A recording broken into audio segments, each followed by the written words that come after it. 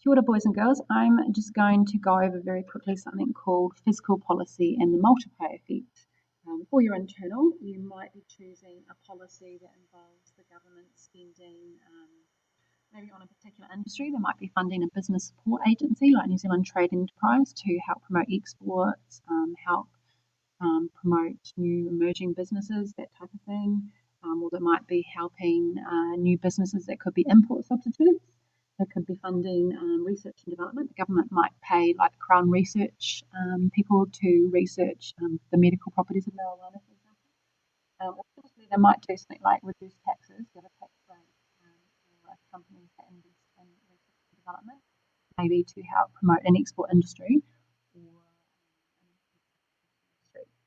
So what we're going to look at today is we're going to go back to the circular flow. The purpose of what I'm doing is not to explain how it would improve trade. I want you to do that. What I want you to do then is, as a flow-on effect, how increased government spending or reduced taxes could affect the economy as a whole, and in particular how it would affect real GDP. So what we're looking at is something called the multiplier. It's quite tricky, so what I'm just going to go over is the circular flow. So what you have in front of you is a bit more complicated. It's actually level 3 economics. Let's just have a look at the circular flow. So if we have a look at this model, it's a basic model they have in front of me here. There's quite a bit missing, but let's just focus on what it shows. So there's the different sectors of the economy. You can't see like an image for the banks, the government, overseas, and finance sector. Where are they? Investment. I don't see finance sector. They must be hidden. So what we're looking at is if the government increases spending, how will it affect different sectors of the economy, and how will it affect the overall level of income in the economy, which is GDP. So if we look at the idea that maybe the government spent, I don't know, like $1 billion, and it's on supporting business support agencies, supporting local businesses to compete against imports and helping develop some export industries. So what happens to that money when it goes around the circular flow?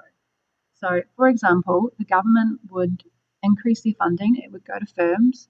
Firms would then need to hire some more staff. They might need to, they'll get extra business. They'll be doing more work. So they're going to need to then demand more resources, because you can't just suddenly increase your activity, do more stuff when you've got an increase in spending by one of your major customers, who is the government.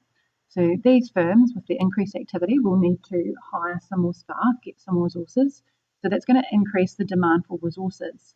And what you would see is an increase in factor payments that are going from firms to households. The factor payments is like wages, salaries, technically profit, interest. Basically, households would get more demand for their labour and other resources they own, which means they'll get more factor returns, such as salaries and wages.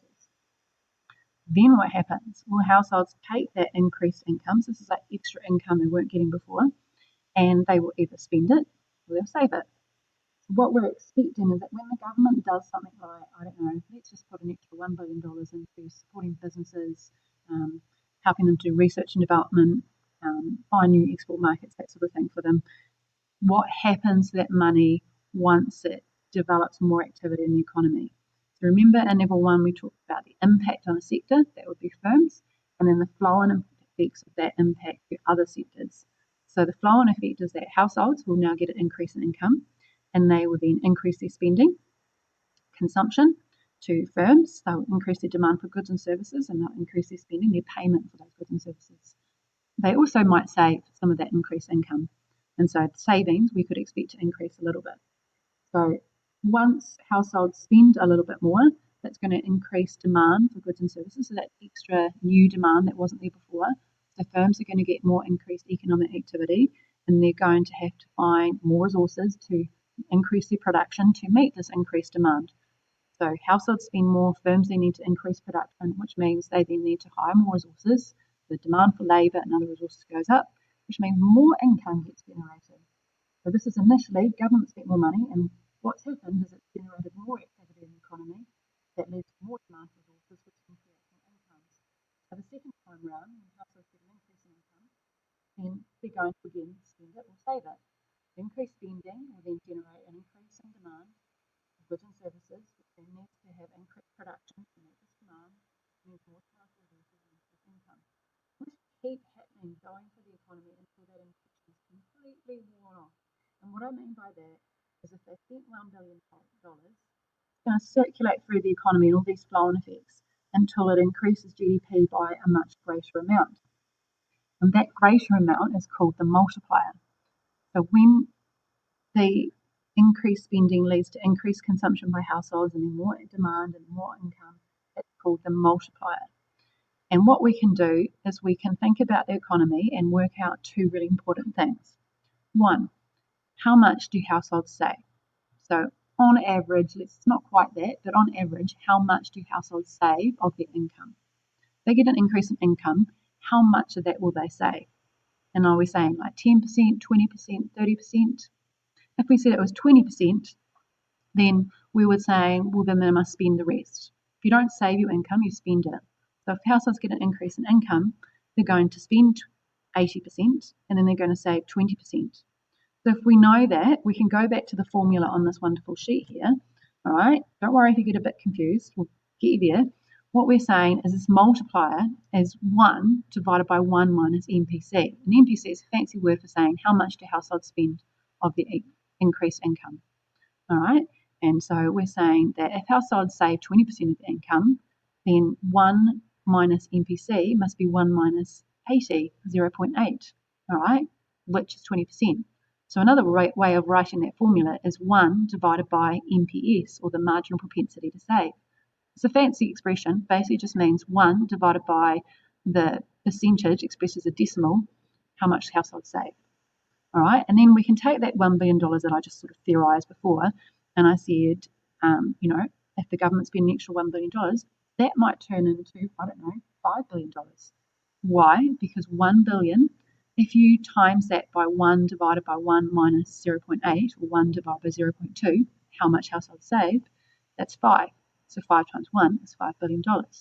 So basically just saying that an initial injection of $1 billion could turn into $5 billion overall. So interesting.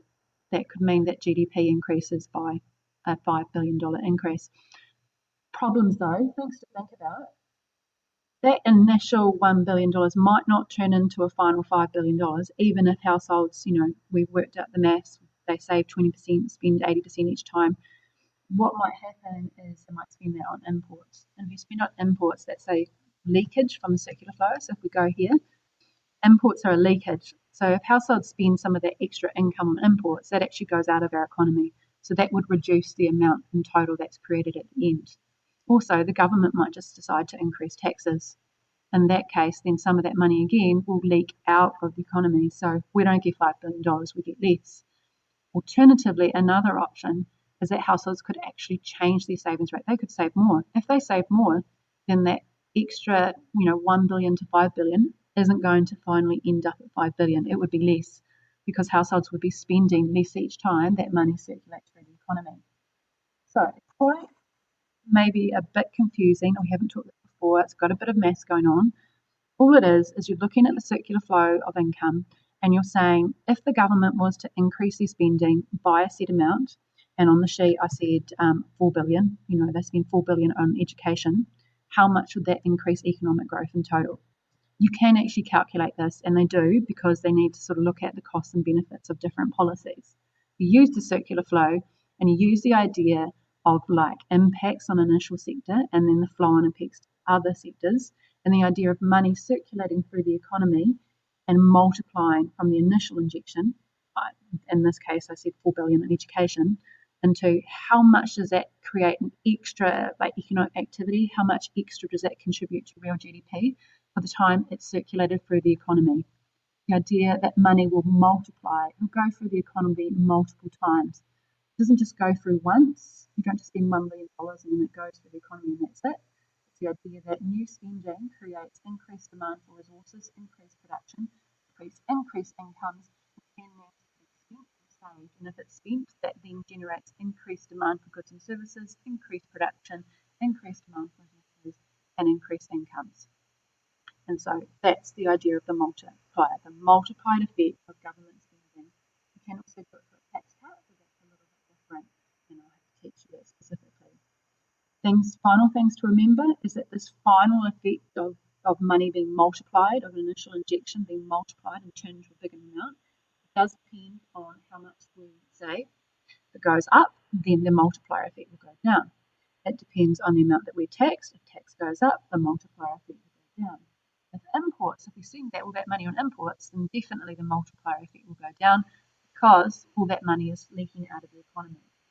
All right, I hope you've enjoyed this, and we'll talk about it next.